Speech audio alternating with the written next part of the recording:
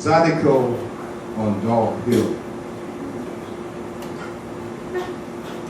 Before they put cousin Gladys inside the ground in a cornrow of fair-skinned Creole men, I sat in her funeral mass imagining two shadows dancing in the swish of a swift moving blade that split her dreams in half and sent her father strolling across the cane field.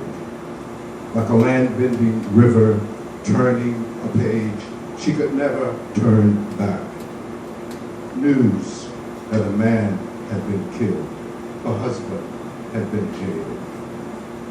I heard spoons scratching a washboard and a Zydeco accordion pump a groove through a sweat-dripping rumble of fast, shuffling feet. I felt the wooden floor turn to water and tasted the salty way as Jojo, her lover, swung out in two tones, flaunting his gabardine in two tones, his wide-brimmed fedora suddenly seen whirling in a herd of flamingos in a pool of whiskey-warm blood. Wow. This one is for Xavier, 2004 to 2012. It's titled, An Artist Reflects on His Creations.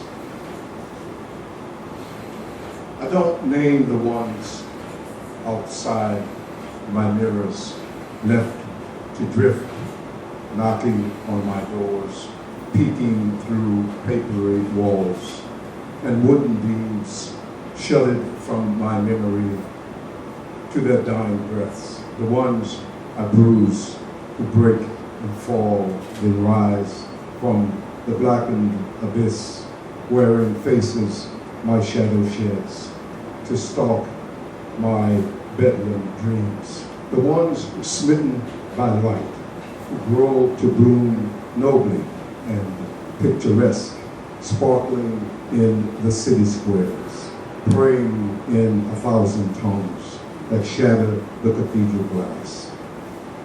I name the brown ones, color them alabaster, to make a pond reflect a leafy canopy in a Sunday picnic painting that can't color pain of a child in the treehouse. I called him Xavier, blood of my blood, flesh of my flesh, living inside my mirrors, doors and tearing walls, my hammering hands, writing a dark song of rage.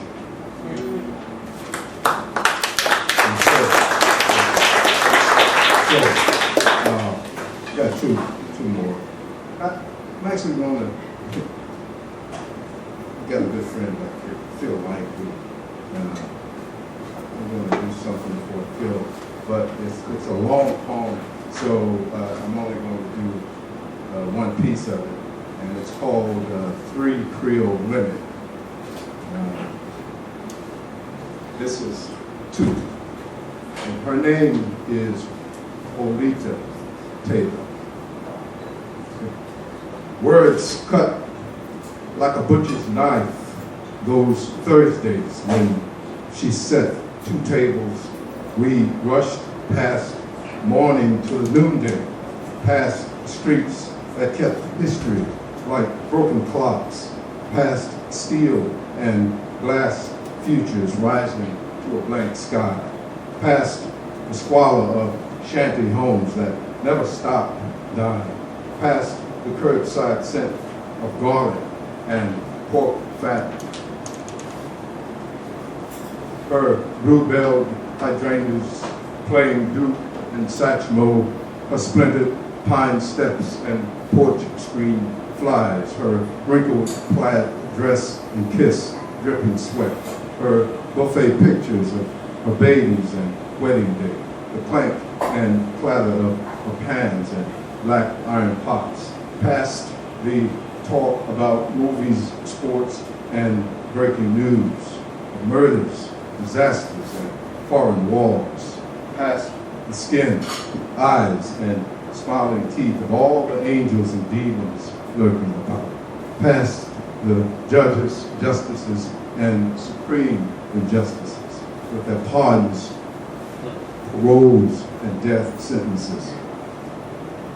Pass me a plate, pass some gravy and rice, pass the beans, greens, and candied yams, pass the salt, pass the tea, and all the chicken shit politicians, please.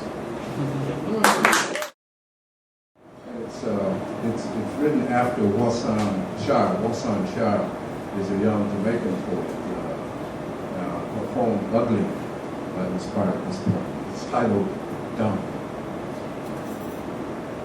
Dumb. Your son is dumb, a nobody, without honor, country, or history. Talk to him. The books he reads do not. Have you not told him life is mean but fair? God created the stars, wind, and sea. Enslaved ships passed.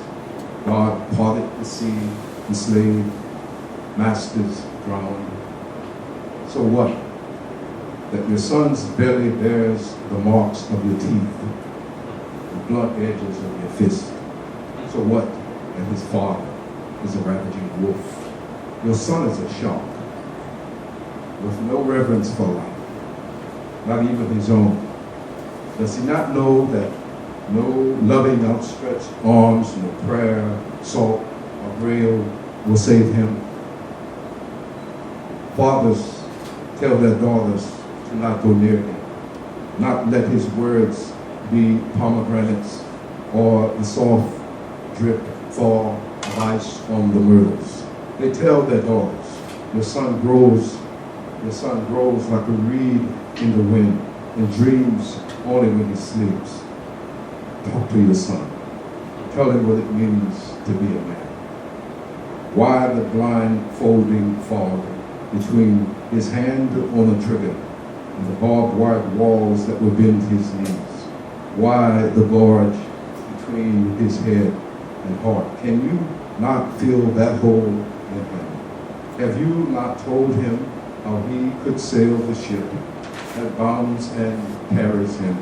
And he needs no stars, moon, or lighthouse for the rogue waves and the swirling forked strait.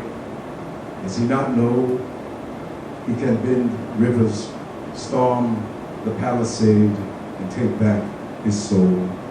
Take back.